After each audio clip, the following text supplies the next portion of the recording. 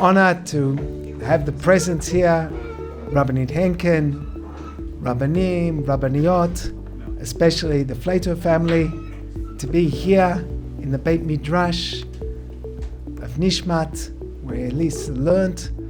There's a beautiful midrash in Tanchuma Pekudei that talks about the human life cycle, and it starts with conception. It's a very, very lyrical and beautiful piece. And it reminds us that HaKadosh Baruch Hu is with us through the entire life cycle that we go through. HaKadosh Baruch Hu makes a decree about this raw material that will become the child and says what will happen to this child in the end. But there's one thing that he doesn't say, im tzaddik im rasha. Whether the child will be a tzaddik or a rasha, that thing is given into the hands of the child himself. This was an appropriate midrash to teach with regard to Alisa. When Alisa came to Israel, she did not know that she was going to have a short life. She didn't know that. But the thing about her, the thing I remember about her, is that she lived every moment of her life with great intensity and force. What Tanchuma Pekudei tells us, what the midrash tells us, is that everything is given to us, and the only thing we can do is choose how to fill the years that are given to us. And we don't know how many years we're going to have. Alisa had that special quality of knowing what she wanted, and she wanted good things, she wanted important things. She, more than anybody else in the program that year, I think, really chose to experience Israel as fully as possible. There was a point at which she was a student of mine and in my beginner's class, and after a couple of weeks she came over to me and she said, I want to try something harder. So I said, go for it. Try something harder. Sounds like a good idea. And I was very impressed with the way she came to me. I went home that night and I said to my husband, you know that new girl who's in the program? He said, yeah. I think I told you this story. I said, she must have very good parents. She's so confident. I have given hundreds of speeches and talks in the 30 years since Alisa's murder on the road to Gush Katif. A good many of them are right here at Nishmat. The reception I receive after I speak is always warm, and it is a great therapy for a constantly grieving father. But I will be the first one to tell you, nothing compares to the reception I receive here in this building dedicated in her memory from Nishmat students. At Alisa's graduation from Frisch in 1992, we were both beaming as our picture was taken.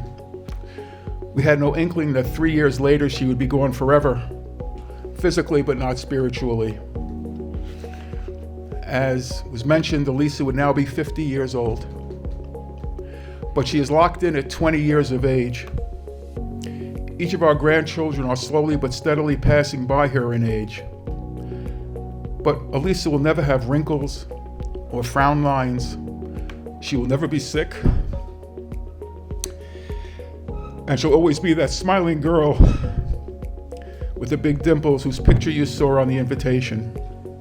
That picture was taken when she was about 18 years old. She was on a trip here to Israel, and she was planting a tree in Israeli soil. So I view my family's yichus as flowing from Alisa's life.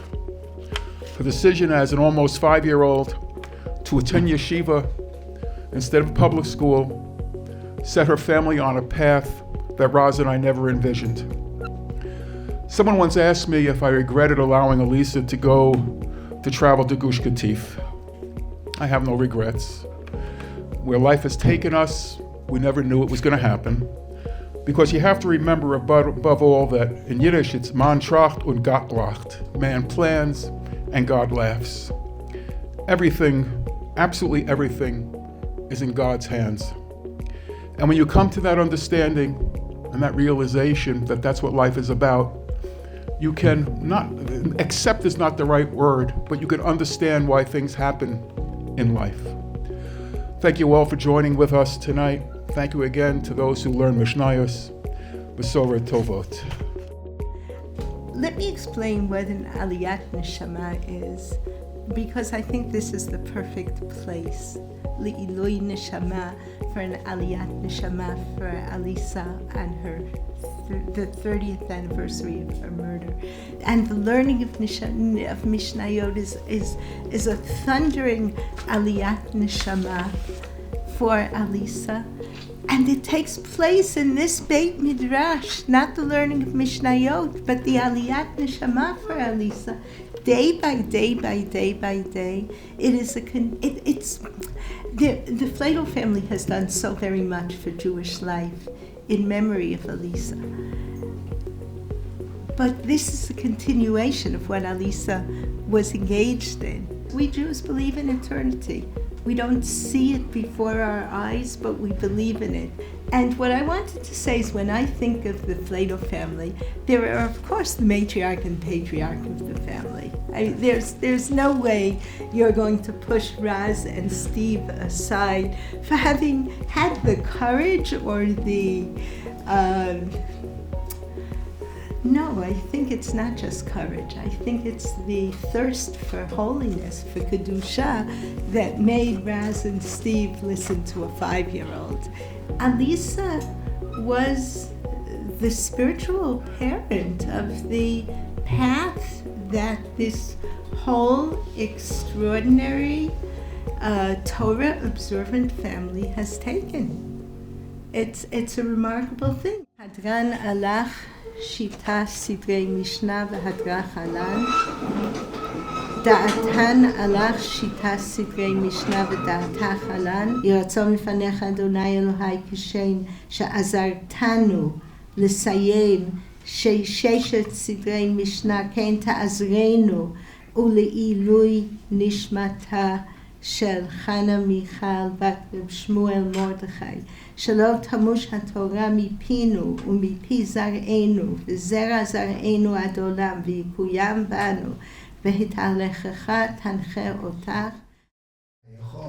נכון דבחי לכל בית ישראל, בעגלה בזמן קריב אמרו אמן. אמן. אמן רבה ורק לעולם ולעולם נאמיה.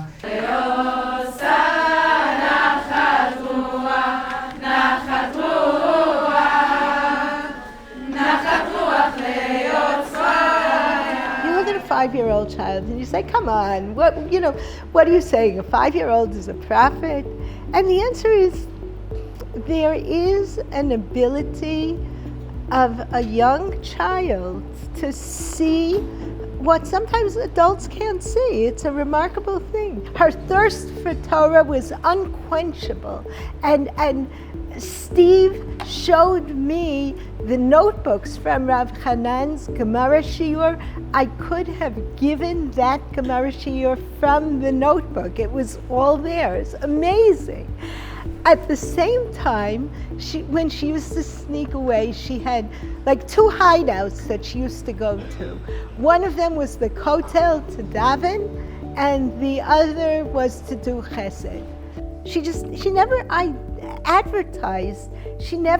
advertised her piety, her religiosity. She never advertised her chesed. Because we were lucky in that Alisa took to her Hebrew studies and her English studies like a duck to water. We didn't have to help her do anything but maybe just get through the English instructions, and then she was on her own. But she took her education very seriously. But she didn't brag about it. She didn't really talk about it. But I heard the same stories that you heard after her murder. When I think back of that, here we are in Eretz HaKodesh, the Holy Land, and we get the opportunity to see biblical prophecy come through in our lives, as it says in Zechariah, which you told me 15 years ago, that the old men and women will sit on the streets leaning on their canes, and the children will play in the streets.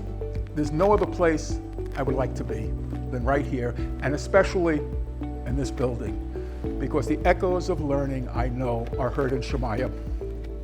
And as a kid up there who was saying, I did that too one day, and I'm glad my father had the resources to put up that building and to provide a place where a true Makom Torah in Ir HaKodesh, the holy city.